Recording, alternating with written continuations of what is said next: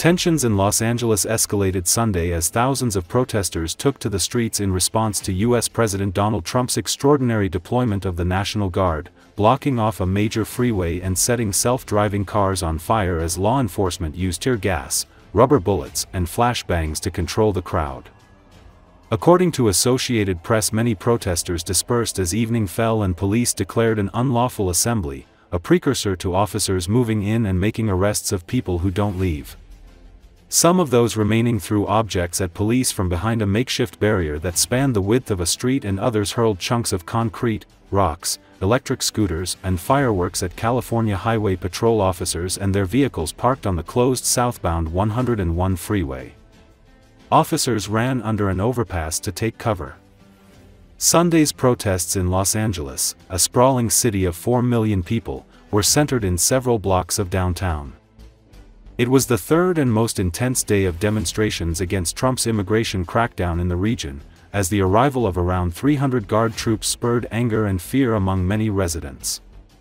The Guard was deployed specifically to protect federal buildings, including the downtown detention center where protesters concentrated.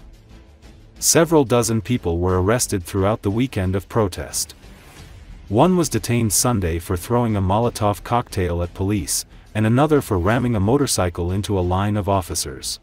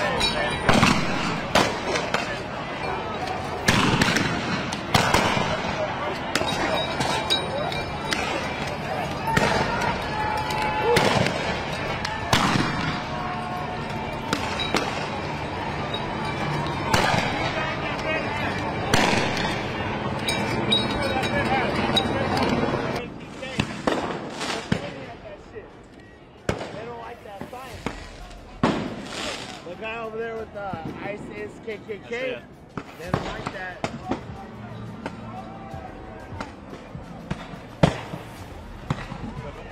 Careful, careful.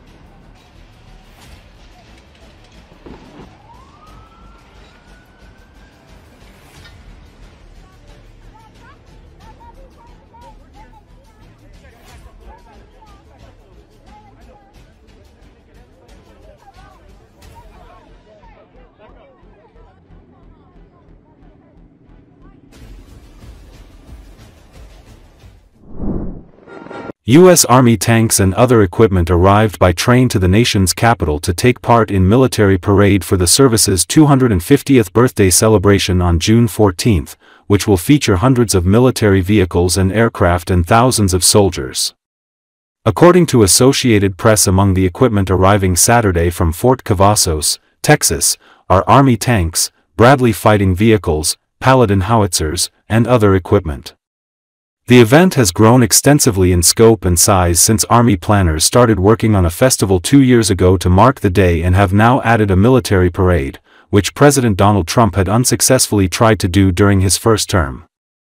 The Army's anniversary celebration is set for June 14, which also happens to be Trump's birthday.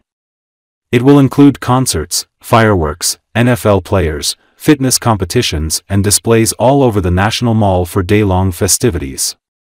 The army expects as many as 200,000 people could attend, and that putting on the celebration will cost an estimated $25 million to $45 million.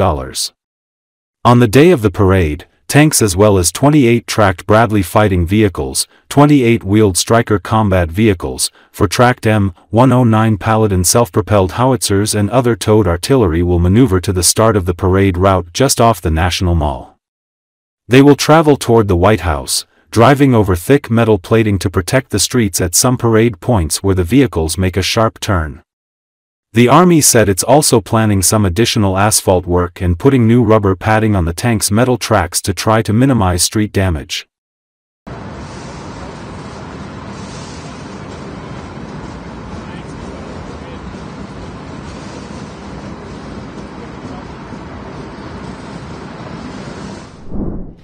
A multi-kilometer queue of trucks has formed at the Chonga checkpoint in occupied Crimea. Russian security forces are nervously searching every truck, creating a transport collapse on one of the key supply routes connecting the Russian Federation with the peninsula. According to local residents, the movement of trucks on the Kerch Bridge has been completely stopped, both from the peninsula and from the Krasnodar territory of Russia. The reason is not a banal check, but a direct result of the SBU operation Spiderweb, which the Kremlin prefers not to remember. Let us recall that on June the 1st, the SBU carried out an unprecedented special operation codenamed Spiderweb.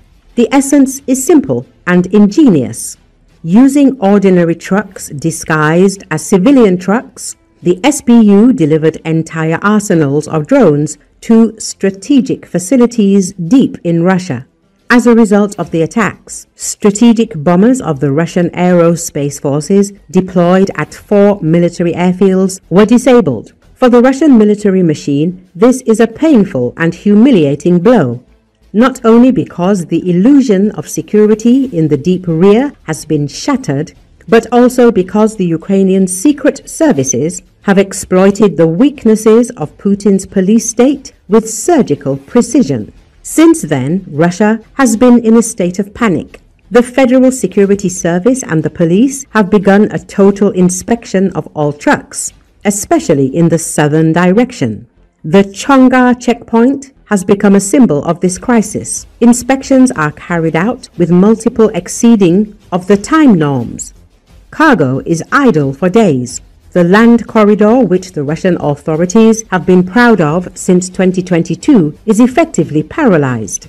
The economic consequences will not be long in coming. The complication of logistics threatens a price hike and shortages in Crimea and southern Russia. Already, major transport companies are signaling supply disruptions.